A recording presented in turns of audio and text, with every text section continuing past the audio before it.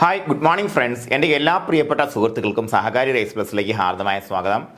അപ്പോൾ നമ്മൾ IT ആയിട്ട് ബന്ധപ്പെട്ട് കമ്പ്യൂട്ടർ ജനറേഷൻസ് ആണ് ഇന്ന് നമ്മുടെ വിഷയം അല്ലേ. കമ്പ്യൂട്ടർ ജനറേഷൻസ് എന്ന് പറയുമ്പോഴത്തേക്കും കമ്പ്യൂട്ടറുകളുടെ ആവിർഭാവം മുതൽ അല്ലേ, കമ്പ്യൂട്ടിങ്ങിൻ്റെ ആവിർഭാവം മുതൽ, അതായത് കാൽക്കുലേറ്റ് ചെയ്യുന്ന മെഷീനുകൾ അല്ലേ, നമുക്ക് ഓട്ടോമേറ്റ് ചെയ്യാൻ പറ്റുന്ന, ഇൻപുട്ട് കൊടുക്കാൻ പറ്റുന്ന, അതിൽ നിന്നും ഒരു പ്രോസസ്സിങ് കഴിഞ്ഞ ഒരു ഔട്ട്പുട്ട് കിട്ടുന്ന തരത്തിലുള്ള മെഷീൻസ് ഡെവലപ്പ് ചെയ്തത് മുതൽ ഉള്ള കാലയളവിനെ നമ്മൾ മൊത്തത്തിൽ ഇപ്പോൾ പ്രധാനമായിട്ടും 5 ആയിട്ടാണ് തിരിച്ചിരിക്കുന്നത്. 5 ജനറേഷൻ, 5 തലമുറകളായിട്ട്. അതിൻ്റെ അടിസ്ഥാനം എന്ന് പറയുമ്പോഴത്തേക്കും അതിനകത്ത് വന്നിട്ടുള്ള പ്രോസസ്സിംഗ് ഡിവൈസുകളുടെ വ്യത്യാസമാണ്.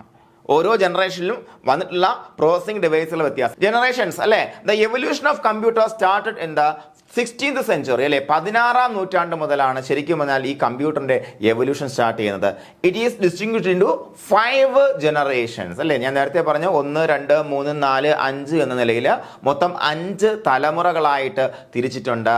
അപ്പോൾ എന്നു മുതലായി തുടങ്ങുന്ന ആദ്യത്തെ പ്രോഗ്രാമബിൾ കമ്പ്യൂട്ടർ തൊട്ടല്ലേ ആദ്യത്തെ പ്രോഗ്രാമബിൾ കമ്പ്യൂട്ടർ മുതൽ നിലവിൽ എന്താ വരുന്നത്, ഇപ്പൊ എന്താ ആർട്ടിഫിഷ്യൽ ഇന്റലിജൻസ് ആണ്. എന്താണ് AI, ആർട്ടിഫിഷ്യൽ ഇന്റലിജൻസ്, കൃത്രിമ ബുദ്ധി അല്ലെങ്കിൽ നിർമ്മിത ബുദ്ധി എന്നൊക്കെ നമ്മൾ പറയുന്ന ആർട്ടിഫിഷ്യൽ ഇന്റലിജൻസ്.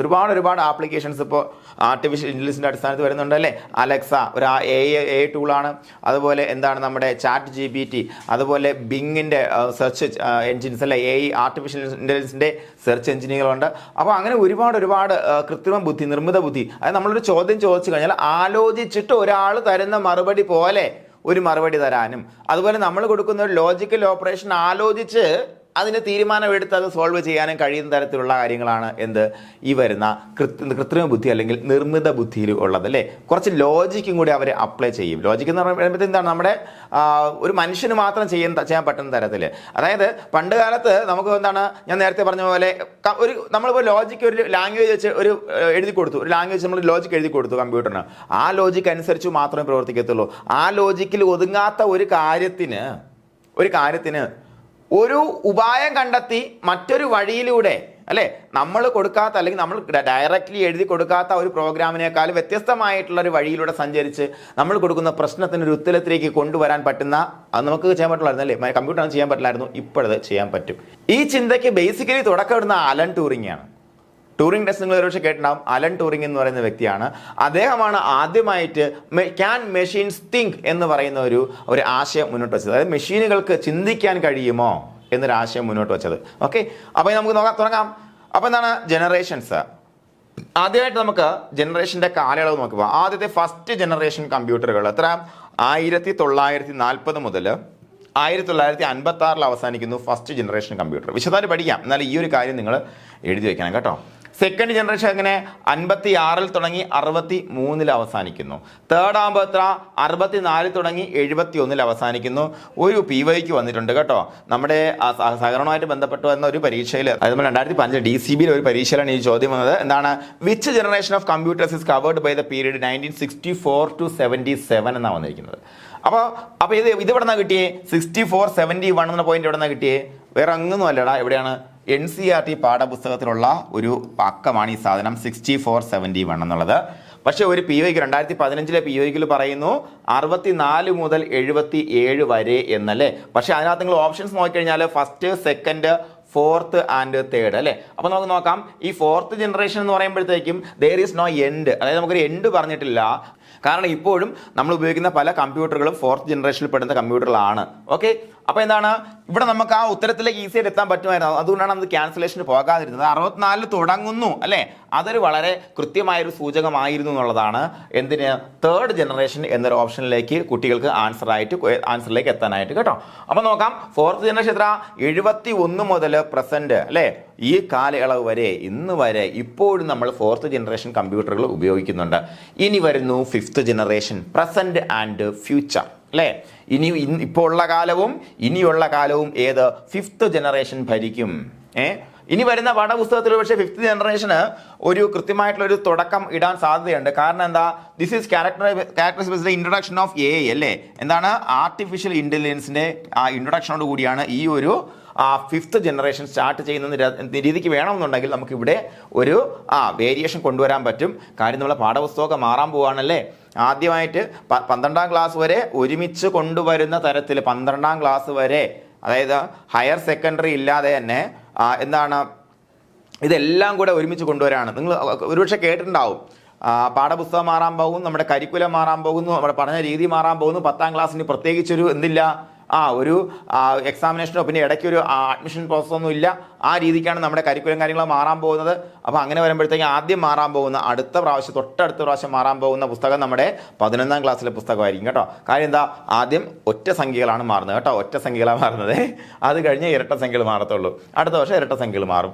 അപ്പോൾ അങ്ങനെ വരുമ്പോഴത്തേക്കും മിക്കവാറും ഇത്തരത്തിലൊരു അഡീഷനൊക്കെ അവിടെ കൊണ്ടുവരാൻ സാധ്യതയുണ്ട്. എന്തായാലും അവിടെ നിൽക്കട്ടെ. ജനറേഷൻ ഈ ഒരു ചാർട്ട് നിങ്ങൾ എഴുതി വെക്കണം കേട്ടോ, ഇതൊന്ന് എഴുതി വെച്ചേക്കണം. ഓക്കെയാണ് പറഞ്ഞത്. ഇനി നമുക്ക് ആദ്യത്തെ ജനറേഷനിലേക്ക് പോകാം. ആദ്യത്തെ ജനറേഷനെ കുറിച്ച് പറയുമ്പോൾ 940 തുടങ്ങി 956 ഇത് അവസാനിക്കുന്നത്. ഓക്കെ, 940 തുടങ്ങി 956 നമ്മുടെ ഫസ്റ്റ് ജനറേഷൻ അവസാനിക്കുന്നത്.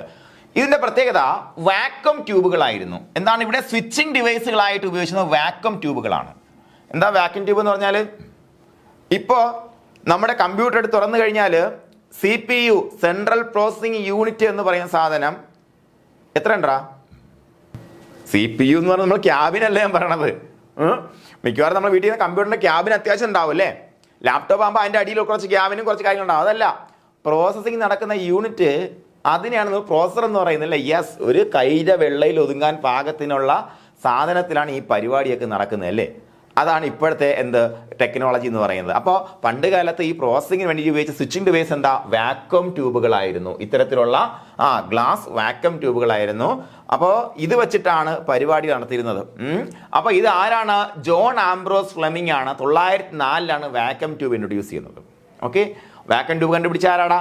ജോൺ ആംബ്രോസ് ഫ്ലെമിംഗ് അല്ലേ. ജോൺ ആംബ്രോസ് ഫ്ലെമിംഗ് ആണ് വാക്വം ട്യൂബ് കണ്ടുപിടിച്ചത്. അപ്പോൾ ഒരു വാക്വം ട്യൂബ് വെച്ച് ഒരു സ്വിച്ചിങ് നടപ്പിലാവത്തുള്ളൂ അല്ലേ. അപ്പോൾ എന്താണ്, ഫസ്റ്റ് ജനറേഷൻ കമ്പ്യൂട്ടർ എന്ന് പറയുമ്പോഴത്തേക്കും വലിയ ഹാള് പോലെയുള്ള മുറികൾ ആവശ്യമായിരുന്ന കമ്പ്യൂട്ടറുകളായിരുന്നു എന്നുള്ള കാര്യം നിങ്ങൾ മറന്നു പോകരുത്. അപ്പോൾ എന്താണ് ഇവിടെ ശ്രദ്ധിക്കേണ്ട point, vacuum tube first generation എന്ന് പറഞ്ഞാൽ കണ്ണും പൂട്ടി വാക്വം ട്യൂബ് നമ്മുടെ മനസ്സിൽ ഓടി വരണം. ഇഷ്ടം പോലെ പ്രാവശ്യം ചോദിച്ചിട്ടുണ്ട്. പക്ഷേ പ്രീവിയസ് ക്വസ്റ്റ്യൻ എടുത്തപ്പോഴത്തേക്ക് ഞാൻ വളരെ 1-2 മാത്രമേ എടുത്ത് വെച്ചിട്ടുള്ളൂ കേട്ടോ. വാക്വം ട്യൂബ് ഇനി ആരാ കൊണ്ടുവന്നേ? ജോൺ ആംബ്രോസ് ഫ്ലെമിംഗ് കൊണ്ടുവന്ന 1904. ഇനി സ്റ്റോർഡ് പ്രോഗ്രാം കൺസെപ്റ്റ് കൊണ്ടുവന്നത് എവിടെയാണ് എന്നാണ്? ഈ പറഞ്ഞ ഫസ്റ്റ് ജനറേഷനിലാണ് കേട്ടോ. സ്റ്റോർഡ് പ്രോഗ്രാം കൺസെപ്റ്റ് കൊണ്ടുവന്നതും ഫസ്റ്റ് ജനറേഷനിലാണ് അല്ലേ. സ്റ്റോർഡ് പ്രോഗ്രാം കൺസെപ്റ്റ് നമ്മൾ കഴിഞ്ഞ പ്രാവശ്യം പഠിച്ചില്ലേ? കഴിഞ്ഞ ക്ലാസ് നമ്മൾ സ്റ്റോർഡ് പ്രോഗ്രാം കൺസെപ്റ്റിനെ കുറിച്ചൊക്കെ പറഞ്ഞിട്ടുണ്ടല്ലേ. ഓക്കെ, അതുപോലെ input was based on punched cards and paper tapes. നമ്മൾ അതും നേരത്തെ പറഞ്ഞതാണ്. പഞ്ച്ഡ് കാർഡ് എന്ന് പണ്ട് കൊണ്ടുവന്നതാണ്. പിന്നെ ഹോളർത്തൊക്കെ എന്ത് ചെയ്തു? പഞ്ച്ഡ് കാർഡ് ഉപയോഗിച്ചുകൊണ്ട് ടാബുലേഷൻ എല്ലാം നടത്തിയിട്ടുണ്ടല്ലേ. അപ്പോൾ പഞ്ച്ഡ് കാർഡ്, പേപ്പർ ടേപ്സ് ഇതെല്ലാം വെച്ചിട്ടാണ് ഇൻപുട്ട് കൊടുത്തിരുന്നത് എന്നത്തെ ആദ്യത്തെ ജനറേഷനിൽ കേട്ടോ. ശ്രദ്ധിക്കുക, input was based on punched cards and paper tapes. Punched കാർഡും പേപ്പർ ടേപ്സും ഉപയോഗിച്ചിട്ടാണ് ഇതിന്റെ ഇൻപുട്ട് എന്ത് ചെയ്യുന്നത്? മാനേജ് ചെയ്തിരുന്നത്. അപ്പോൾ ഔട്ട്പുട്ട് എങ്ങനെയായിരുന്നു? ഒന്നാമത്തെ തലമുറയിൽ പ്രിന്റ് ഔട്ടുകളായിരുന്നു കേട്ടോ. എന്തായിരുന്നു? പ്രിന്റ് ഔട്ടുകളായിരുന്നു ഒന്നാമത്തെ തലമുറയെ ഔട്ട്പുട്ട് എന്ന് പറയുന്നത് കേട്ടോ. എന്താണ്? പ്രിന്റ് ഔട്ടുകളായിരുന്നു ഒന്നാമത്തെ തലമുറയുടെ ഔട്ട്പുട്ടുകൾ എന്ന് പറയുന്നത്. ഓക്കെ, ഇപ്പോഴാണെങ്കിൽ നമുക്ക് എന്താണ് ഔട്ട്പുട്ട്? ഇഷ്ടംപോലെ ഔട്ട്പുട്ട് അല്ലേ. പ്രിന്റ് ഔട്ട് ഒരു ഔട്ട്പുട്ടാണ്. നമുക്ക് മോണിറ്ററിൽ ഔട്ട്പുട്ട് കാണാൻ പറ്റും അല്ലേ. അങ്ങനെ ഒരുപാട് ഔട്ട്പുട്ടുകളുണ്ട്. അതുപോലെ 3D പ്രിന്റർ ഔട്ട്പുട്ടാണ്. ഇഷ്ടംപോലെ ഔട്ട്പുട്ട് ഡിവൈസുകളുണ്ട്. ഓക്കെ, അപ്പോൾ ഇപ്പോൾ എന്താണ് ഇവിടെ നമ്മൾ മനസ്സിലാക്കേണ്ടത്? ഇൻപുട്ട് പഞ്ച്ഡ് കാർഡുകളായിരുന്നു. അതുപോലെ പേപ്പർ ടേപ്പ് വെച്ചും ഇൻപുട്ട് കൊടുക്കുമായിരുന്നു. പ്രിന്റ് ഔട്ടുകളായിരുന്നു ഒന്നാം തലമുറയുടെ ഔട്ട്പുട്ട് എന്ന് പറയുന്നത്. ഔട്ട്പുട്ട് ഇൻപുട്ട് എന്ന് അറിയാലോ നമുക്ക്. ഇൻപുട്ട് നമ്മൾ കൊടുക്കുന്ന നിർദ്ദേശം, ഔട്ട്പുട്ട് നമുക്ക് കിട്ടുന്ന സാധനം അല്ലേ. നമ്മൾ എന്തോ കൊടുക്കുന്നു, അത് പ്രോസസ് ചെയ്തിട്ട് നമുക്കൊരു റിസൾട്ട് തരുന്നു. റിസൾട്ട് തരുന്ന വഴിയാണ് ഈ പറഞ്ഞത് പ്രിന്റ് ഔട്ടുകൾ എന്ന് പറഞ്ഞത് കേട്ടോ. ഇനി നമുക്ക് നോക്കാം, മെമ്മറിയെ കുറിച്ച് നോക്കാം. മാഗ്നറ്റിക് ഡ്രമ്മുകളാണ് എന്തായിട്ട് സെക്കൻഡറി മെമ്മറി ആയിട്ട് ഉപയോഗിച്ചിരുന്നത്. ഫസ്റ്റ് ജനറേഷനിൽ സെക്കൻഡറി മെമ്മറി ആയിട്ട് ഉപയോഗിച്ചാൽ എന്താണ്? മാഗ്നറ്റിക് ഡ്രമ്മുകളായിരുന്നു. മാഗ്നറ്റിക് ഡ്രം മെമ്മറി ആയിരുന്നു സെക്കൻഡറി മെമ്മറി ആയിട്ട് ഉപയോഗിച്ചിരുന്നത് എന്ന് ഓർത്ത് വയ്ക്കുക കേട്ടോ. മാഗ്നറ്റിക് ഡ്രം മെമ്മറി കണ്ടോ, അത് ഡ്രം കണ്ടോ, ഡ്രം ആണെങ്കിലേ മാഗ്നറ്റിക് ഡ്രം മെമ്മറിയാണ് ഉപയോഗിച്ചിരുന്നത്. മാഗ്നറ്റിക് ഡ്രംസ് കേട്ടോ. ഓക്കെ, അതുപോലെ batch processing was introduced in first generation. ശ്രദ്ധിക്കുക, ബാച്ച് പ്രോസസ്സിംഗും തുടങ്ങിയത് ഒന്നാമത്തെ തലമുറയിലാണ്. ഒന്നാമത്തെ തലമുറയിലാണ്. ഇനി നോക്കാം, എന്തായിരുന്നു ലാംഗ്വേജ്? മെഷീൻ ലാംഗ്വേജ് അല്ലെങ്കിൽ ബൈനറി ലാംഗ്വേജ്. ബൈനറിയെ കുറിച്ച് നമ്മൾ 1-2 കാര്യങ്ങൾ കഴിഞ്ഞ പ്രാവശ്യം പറഞ്ഞല്ലേ. 0 and 1 അല്ലേ, 1 0 ഈ 2 അക്കങ്ങൾ മാത്രം ഉപയോഗിച്ചുകൊണ്ട് കമ്പ്യൂട്ടറിനോട് നമ്മൾ സംവദിക്കുന്ന ലാംഗ്വേജുകളാണ് ബൈനറി ലാംഗ്വേജ് എന്ന് പറയുന്നത്. അതിന് മറ്റൊരു പേരുണ്ട്, മെഷീൻ ലാംഗ്വേജ് എന്ന് പേരുണ്ടല്ലേ. ഈ ഒരു ലാംഗ്വേജ് ആണ് ഫസ്റ്റ് ജനറേഷനിൽ ഉപയോഗിച്ചിരുന്നത്. മറക്കാൻ പാടില്ലാത്ത കാര്യം വാക്വം ട്യൂബ് ആട്ടോ. അത് ആര് കൊണ്ടുവന്നു? സ്റ്റോർഡ് പ്രോഗ്രാം കൺസെപ്റ്റ് കൊണ്ടുവന്നത് ഫസ്റ്റ് ജനറേഷൻ, മറക്കരുത്. അതുപോലെ ഇൻപുട്ടും ഔട്ട്പുട്ടും നമുക്ക് ഓർമ്മ കിട്ടും, കുഴപ്പമില്ല. പക്ഷേ ഇവിടെ വിഷയം എന്താ? മാഗ്നറ്റിക് ഡ്രം മെമ്മറിയാണ് എന്തിനു സെക്കൻഡറി മെമ്മറി ആയിട്ട് ഉപയോഗിച്ചത്, അത് മറക്കരുത്. അതുപോലെ എന്താണ് ബൈനറി ലാംഗ്വേജ്, ഏത് ഫസ്റ്റ് ജനറേഷൻ ബന്ധപ്പെട്ടില്ല, ബൈനറി അല്ലെങ്കിൽ മെഷീൻ ലാംഗ്വേജ്. ഓക്കെ, ഇത്രയും കാര്യങ്ങൾ നിങ്ങൾ എന്ത് ചെയ്യണം? ഫസ്റ്റ് ജനറേഷൻ ബന്ധപ്പെട്ട് ഓർത്തിരിക്കണം. കഴിഞ്ഞില്ല, ഇനിയുമുണ്ട് ഫസ്റ്റ് ജനറേഷൻ. എന്താണ്? First generation computers were too bulky and required a large room for installation അല്ലേ. ഒരുപാട് ബൾക്കി ആയിട്ടുള്ള വലിയ സൈസ് കമ്പ്യൂട്ടറുകളായിരുന്നു ഫസ്റ്റ് ജനറേഷൻ കമ്പ്യൂട്ടർ. അതുപോലെ ഒരുപാട് പവർ ആവശ്യമായിരുന്നു, ഒരുപാട് ഡിലേ ഉണ്ടായിരുന്നു, ഒരുപാട് നെഗറ്റീവ്സ് ഉണ്ടായിരുന്നു ഫസ്റ്റ് ജനറേഷൻ കമ്പ്യൂട്ടറിന് കേട്ടോ. അപ്പോൾ അതിൻ്റെ ഉദാഹരണം നോക്കാം. ഇനിയാക്ക്, എഡ്വാക്ക്, എഡ്സാക്ക്, യൂണിവാക്ക്. ഈ എ സി എല്ലാം എന്ത് ഫസ്റ്റ് ജനറേഷൻ വരുന്നത് കേട്ടോ. ഇനി നോക്കാം, IBM 701, 702, 650. ഇത്രയും കാര്യങ്ങൾ നമ്മൾ എന്ത് ചെയ്യുക? കൃത്യമായിട്ട് ഓർത്തിരിക്കുക. മിക്കവാറും നമ്മൾ എല്ലാ NCERT പോയിന്റുകളാണ്. അപ്പോൾ ഇതാണ് പ്രധാനമായിട്ടും ചോദിച്ചു വരുന്നത് കേട്ടോ. എന്താണ്? എക്സാമ്പിളുകൾ മറന്നു പോകരുത് കേട്ടോ. നിങ്ങൾ മിനിമം എന്ത് ചെയ്യണം? ഒരു കോളം ക്രിയേറ്റ് ചെയ്തിട്ട് ഈ എക്സാമ്പിളുകളും അതിൻ്റെ പ്രോസസ്സറുകളും ബേസിക് ആയിട്ടുള്ള കാര്യങ്ങളൊന്ന് നോട്ട് ഡൗൺ ചെയ്ത് പോകണം. ഓക്കെ ആണോ പറഞ്ഞത്? അപ്പോൾ ഇതിനകത്തൊരു ചോദ്യം വന്നിട്ടുണ്ട് കേട്ടോ. ഞാൻ നേരത്തെ പറഞ്ഞ അതേ ക്വസ്റ്റ്യൻ പേപ്പറിലാണ്. Which of the following is the first generation computer? നോക്കാം നമുക്ക്. IBM 1401, ICL 2900, CDC 1604, എഡ്സാക്ക്. വളരെ സിമ്പിൾ, വേഗം നമുക്ക് ഉത്തരത്തിലേക്ക് എത്താൻ പറ്റും. ഏതാടാ? ഏതാ? എഡ്സാക്ക് അല്ലേ. എഡ്സാക്ക് D ആയിരുന്നു അതിൻ്റെ ഉത്തരവ് എന്ന് പറയുന്നത് അല്ലേ. ഓക്കെ, അപ്പോൾ ഇനി നമ്മളെ NCERT-യിൽ ഒരു കോളത്തിലൊരു ഭാഗം കൊടുത്തിട്ടുണ്ടേ. ഞാൻ അതുപോലെ എടുത്ത് വെച്ചേക്കാണ്, നിങ്ങളതൊന്ന് നോക്കി വെച്ചേക്കാം. വലിയ കാര്യമൊന്നുമില്ല. In 1943, the British developed a secret code breaking computer called Colossus. ഈ പേര് നിങ്ങൾ നോട്ട് ചെയ്യണം. എന്താണ് അതിൻ്റെ പേരെന്താണ്? കൊളോസസ്. 943 കേട്ടോ. ഇത് എന്തിനാണ് ഉപയോഗിച്ചതെന്ന് അറിയാമോടാ? ടു ഡീകോഡ് ജർമ്മൻ മെസ്സേജസ് അല്ലേ. അതായത് യുദ്ധത്തിൽ ഉപയോഗിച്ചിരുന്ന ഒരു പരിപാടിയായിരുന്നു. യുദ്ധത്തിൽ ജർമ്മൻ മെസ്സേജസ് ഡീകോഡ് ചെയ്യാൻ വേണ്ടി ഉപയോഗിച്ചിരുന്ന സാധനമാണ് എന്ത്? കൊളോസ് എന്ന് പറയുന്നത്. അതുപോലെ it was designed using vacuum tubes തന്നെയാണ് നമുക്ക് ഉപയോഗിച്ചിരുന്നത്, വേറെ വ്യത്യാസമൊന്നുമില്ല അല്ലേ. അതിൻ്റെ പിന്നിലാരായിരുന്നു ഒന്ന് ഓർത്തിക്കുക. എന്താണ്? ടോമി ഫ്ലവേഴ്സ് എന്ന എഞ്ചിനീയർ ആയിരുന്നു ഈ പറഞ്ഞ കൊളോസസിന്റെ പിന്നിൽ കേട്ടോ. ടോമി ഫ്ലവേഴ്സ്. പക്ഷേ ഇത് വളരെയധികം എന്താ പറയുക, അവർ രഹസ്യസ്വഭാവമുള്ള ഒരു പ്രോഗ്രാം ആയതുകൊണ്ട് തന്നെ ഇതിൻ്റെ കിട്ടേണ്ട അംഗീകാരമൊന്നും ആർക്ക് കിട്ടിയിട്ടില്ല? ഫ്ലവേഴ്സിന് കിട്ടിയിട്ടില്ല കേട്ടോ. ഓക്കെ, അപ്പോൾ ക്ലോസ് എന്നതിൻ്റെ പേര്, first Colossus was not a general purpose computer, it was only design to decode secret messages. Second, the extension of the machine was kept secret until 1970. 1970 വരെ ഇങ്ങനെ മെഷീൻ ഉണ്ടെന്നുള്ള കാര്യം അവരാരുടെ പറഞ്ഞില്ല.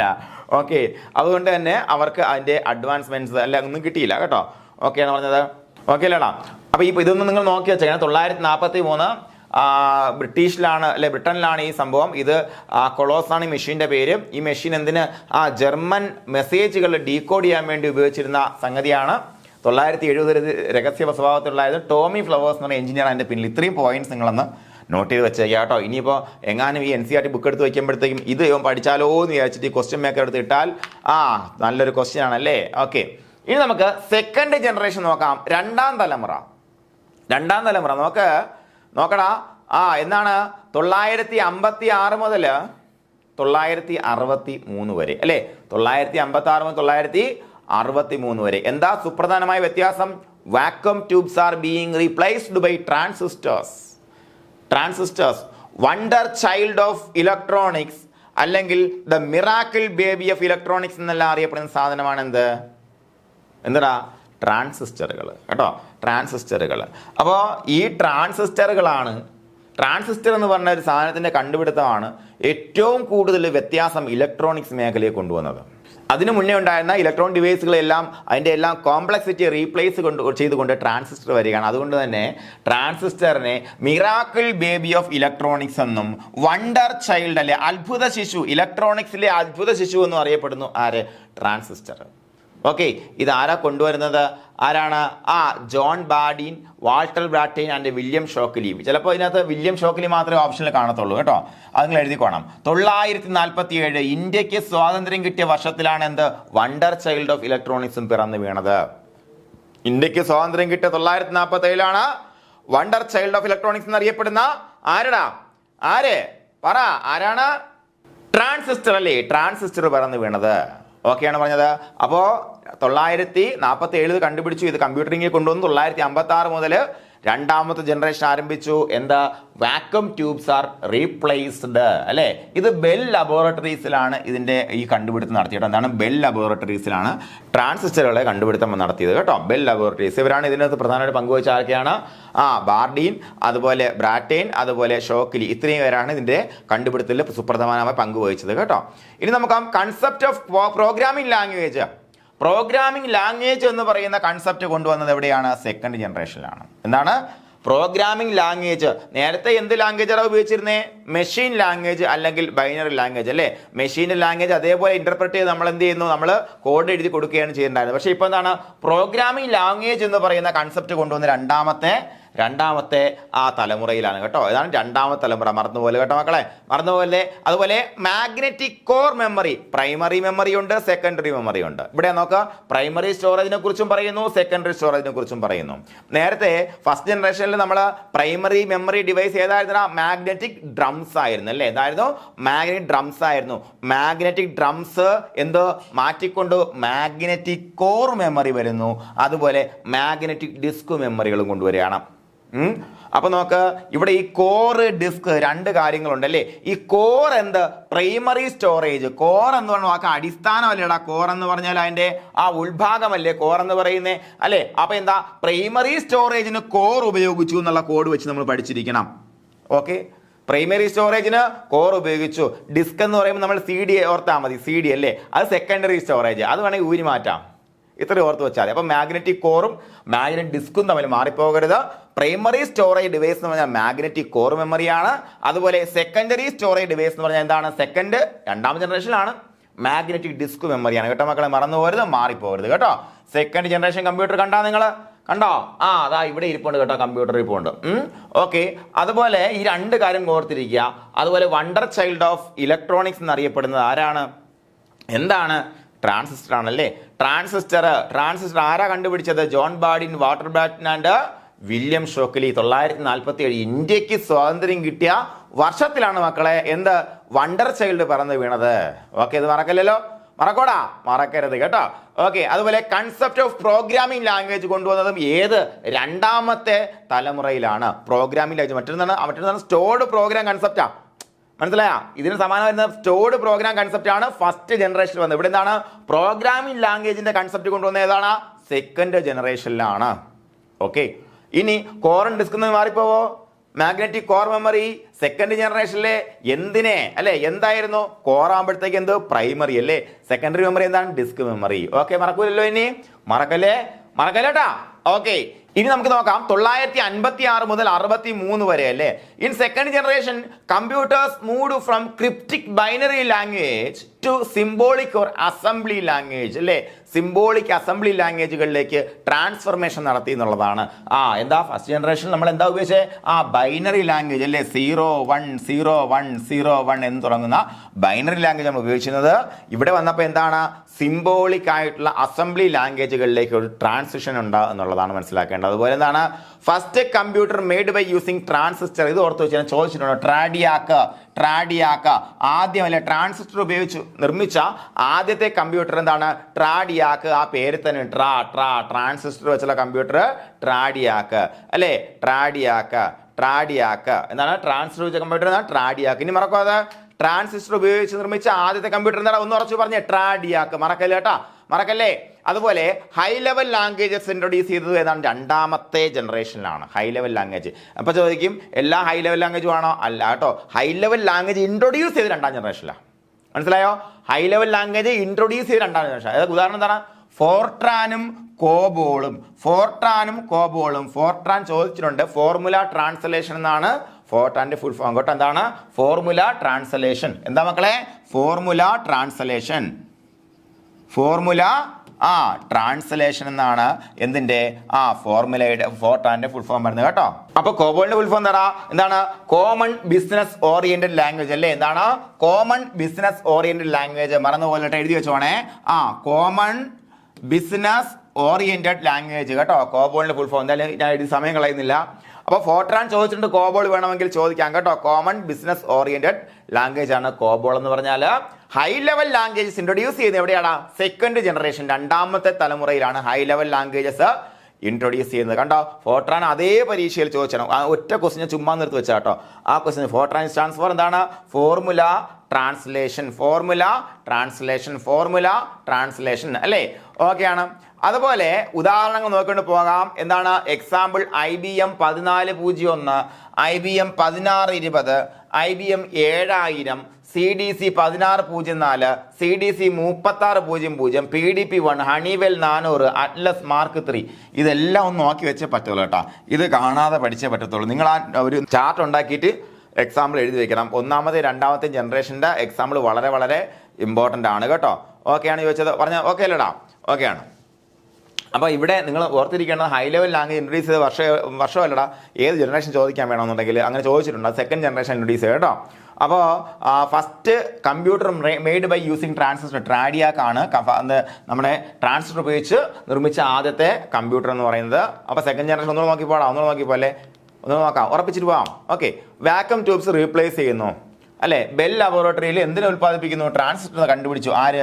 വാൾട്ടർ ബ്രാറ്റനും വില്യം ഷോക്ലിയും 940, ഇന്ത്യക്ക് സ്വാതന്ത്ര്യം വർഷം. ഓക്കെ, സംശയമില്ലല്ലോ. അതുപോലെ അത് മിറാക്കിൾ ബേബി ഇലക്ട്രോണിക്സ് എന്നും വണ്ടർ ചൈൽഡ് ഓഫ് ഇലക്ട്രോണിക്സ് എന്നും അറിയപ്പെടുന്നു. എന്ത്?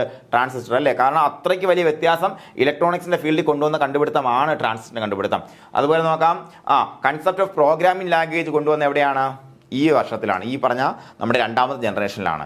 ഓക്കെ. രണ്ട് തരത്തിലുള്ള സ്റ്റോറേജ് മെമ്മറികൾ നോക്കാം. എന്താണ്? പ്രൈമറി മെമ്മറി എന്താണ്? മാഗ്നറ്റിക് കോർ മെമ്മറി അല്ലെ? Magnetic drums were the secondary memory for first generation computer and magnetic disk memory is used as secondary storage for the second generation computers. Okay. അപ്പോൾ അതുപോലെ നോക്കാം, in second generation computers moved from cryptic binary language to symbolic or assembly language. അതുപോലെ transistor ഉപയോഗിച്ച് നിർമ്മിച്ച ആദ്യത്തെ computer ട്രാഡിയാക്ക് ആണ്. അതുപോലെ എന്താണ് ലാംഗ്വേജ് നോക്കാം, ഫോർട്രാൻ, കോബോൾ, ഇതെല്ലാം ഇൻട്രൊഡ്യൂസ് ചെയ്തത് എപ്പോഴാണ്? സെക്കൻഡ് ജനറേഷനിൽ. ഇതെന്താണ്? ഹൈ ലെവൽ ലാംഗ്വേജസ് ആണ്. ഫസ്റ്റ് ജനറേഷൻ എന്താണ്? മെഷീൻ ലാംഗ്വേജ് അല്ലെങ്കിൽ ബൈനറി ലാംഗ്വേജ് ആണ് ഫസ്റ്റ് ജനറേഷനിൽ ഉപയോഗിച്ചിരുന്നത്. ഫോർട്രാൻ എന്താണ്? ഫോർമുല ട്രാൻസ്ലേഷൻ അല്ലേ? കോബോൾ എന്താണ്? കോമൺ ബിസിനസ് ഓറിയന്റഡ് ലാംഗ്വേജ് എന്ന് പറയും. ഓക്കെ. അപ്പോൾ ഉദാഹരണങ്ങളോട് നിങ്ങൾ നോട്ട് എഴുതി വെച്ച് തന്നെ പോകണം. ഓക്കെയാണ് പറഞ്ഞത്? ഓക്കെ അല്ലടാ?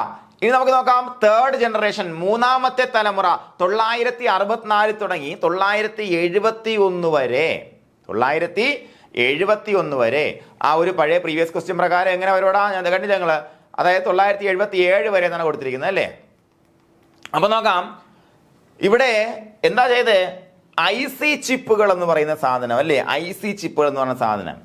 IC ചിപ്പ് എന്ന് പറയുമ്പോഴത്തേക്കും ഇപ്പോൾ ശരിക്കും പറഞ്ഞാൽ ലാർജ് സ്കെയിൽ ഇൻ്റഗ്രേഷനിലൂടെ കൂടെ ഈ IC ചിപ്പുകളുടെ ഒരു കൂട്ടമാണ് നമ്മുടെ ഇപ്പോഴത്തെ പ്രോസസ്സറുകൾ. IC ചിപ്പുകൾ ഇൻട്രൊഡ്യൂസ് ചെയ്തു. നോക്കുക, 964 മുതൽ 971 അവസാനിക്കുന്ന തേർഡ് ജനറേഷനിൽ IC ചിപ്പുകൾ കൊണ്ടുവന്നു. ഇൻ്റഗ്രേറ്റഡ് സർക്യൂട്ടുകളെ എല്ലാം കൂടെ കോർത്തിണക്കിക്കൊണ്ട് IC ചിപ്പുകൾ കൊണ്ടുവന്നു.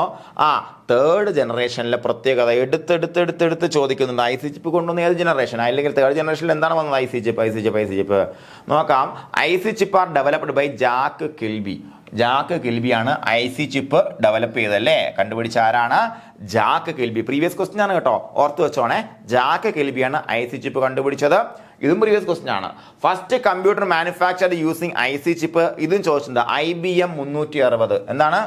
IBM 360. NCERT പോയിന്റും ആണ്, പ്രീവിയസ് ക്വസ്റ്റ്യൻ ആണ് കേട്ടോ. NCERT എന്താണോ പറയുന്നത് മിക്കവാറും അതാണ് ഡയറക്റ്റ് എടുത്ത് ചോദിക്കുന്നത്. ഇപ്പം പണ്ടത്തെ കണക്കല്ല. പണ്ട് അവിടെ നിന്നൊക്കെ തപ്പിയെടുത്തൊക്കെ ചോദിക്കും. ഇപ്പം അങ്ങനെയല്ല.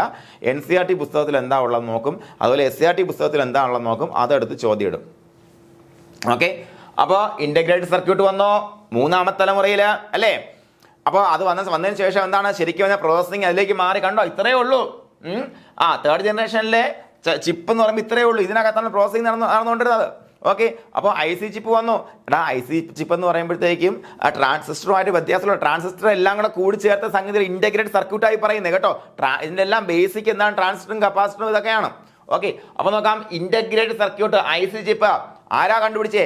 ജാക്ക് ഗിൽബിയാണ്, Jack Kilby. Okay, first computer manufacture using I C chip ചോദിക്കാം. IBM 360. IBM എന്ന് പറയുമ്പോൾ ഇന്റർനാഷണൽ ബിസിനസ് മെഷീൻ ആണല്ലേ IBM. ഓക്കെ, അതുപോലെ കീബോർഡും മോണിറ്ററും ഇൻട്രൊഡ്യൂസ് ചെയ്ത് എവിടെയാണ്?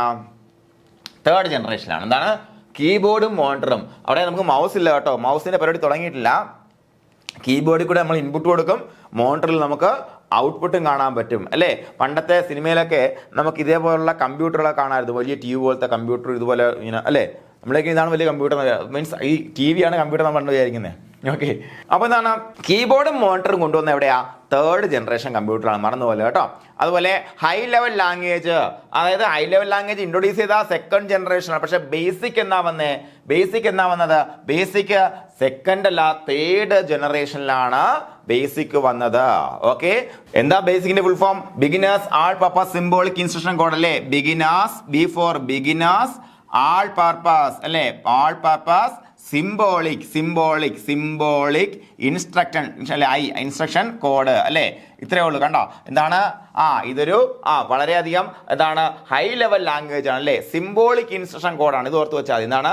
ബിഗിനേഴ്സ് ആൾ പർപ്പസ് സിംബോളിക് ഇൻസ്ട്രക്ഷൻ കോഡ് എന്നറിയപ്പെടുന്ന ബേസിക് കൊണ്ടുവന്നത് മൂന്നാമത്തെ ജനറേഷൻ ആണ്. എല്ലാവരും എപ്പോഴും സംശയം ചോദിക്കും, സാറേ എന്താണ് ഹൈ ലെവൽ ലാംഗ്വേജ് 3ല 2ല വന്നതെന്ന് എപ്പോഴും ചോദിക്കും, പിള്ളേർ വിളിച്ച് ചോദിക്കുന്നതാണ്. അതെന്താ ബേസിക് വന്നത് അവിടെയല്ലേ?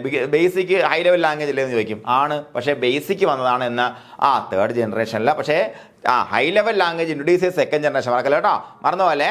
ഓക്കെ, അപ്പൊ ഇത്രയും കാര്യം നമ്മൾ ഓർത്തിരിക്കുക. ഇനി എക്സാമ്പിൾ നോക്കാടാ. എന്തൊക്കെയാണ്?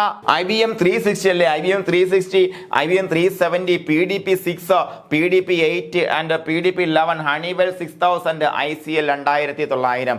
ഓർത്ത് വയ്ക്കണം കേട്ടോ. ഇതിനകത്ത് വേറെ കോഡൊന്നും എൻ്റെ കയ്യിലില്ല, കാരണം ഈ നമ്പറുകളൊക്കെ ഇങ്ങനെ റിപ്പീറ്റ് ചെയ്ത് വരുന്നതുകൊണ്ട് തന്നെ വലിയ കോഡൊന്നും എൻ്റെ കയ്യിലില്ല. നിങ്ങൾ പറ്റുമെങ്കിൽ കോഡ് ജനറേറ്റ് ചെയ്ത് വെക്കുക, അല്ലെന്നുണ്ടെങ്കിൽ എന്ത് ചെയ്യുക, എഴുതി എവിടെയെങ്കിലും ഒട്ടിച്ച് വെക്കുക. ഇടയ്ക്കിടയ്ക്ക് നോക്കുമ്പോൾ നമുക്ക് ഓർമ്മ കിട്ടും കേട്ടോ.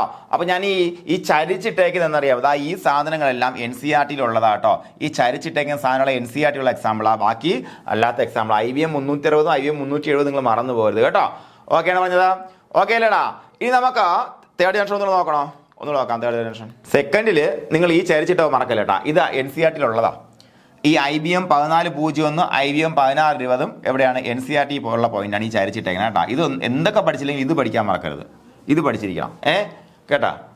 അതുപോലെ തേർഡ് ജനറേഷൻ നോക്കാം. IC ചിപ്പ് കൊണ്ടുവന്നു അല്ലേ? IC ചിപ്പ് കൊണ്ടുവന്നു മൂന്നാമത്തെ തലമുറയിൽ. അത് ആരാണ് കൊണ്ടുവന്നത്? ജാക്ക് ഗിൽബിയാണ് കൊണ്ടുവന്നത്. അതുപോലെ ആദ്യത്തെ കമ്പ്യൂട്ടർ IC ചിപ്പ് ഉപയോഗിച്ച് IBM 360 അല്ലേ? ഓക്കെ, ഇനി നോക്കാം. കീബോർഡും മോണിറ്ററും കൊണ്ടുവന്നു മൂന്നാമത്തെ തലമുറയിൽ.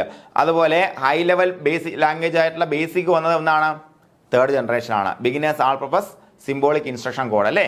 ഓക്കെ, ഇനി നോക്കാം. IBM 360, 370 മറന്നു പോകരുത്, മൂന്നാമത്തെ തലമുറയിൽ വന്നാണ്. മറ്റത് പഠിച്ചില്ലെങ്കിലും ഇത് പഠിച്ചിരിക്കണം കേട്ടടാ. ഓക്കെ, എല്ലാവരും ആത്മാർത്ഥത വർക്ക് ചെയ്യുക. അപ്പോൾ നമുക്ക് അഡ്വൈസ് മേടിച്ച് നേരിട്ട് കാണാം. Thank you.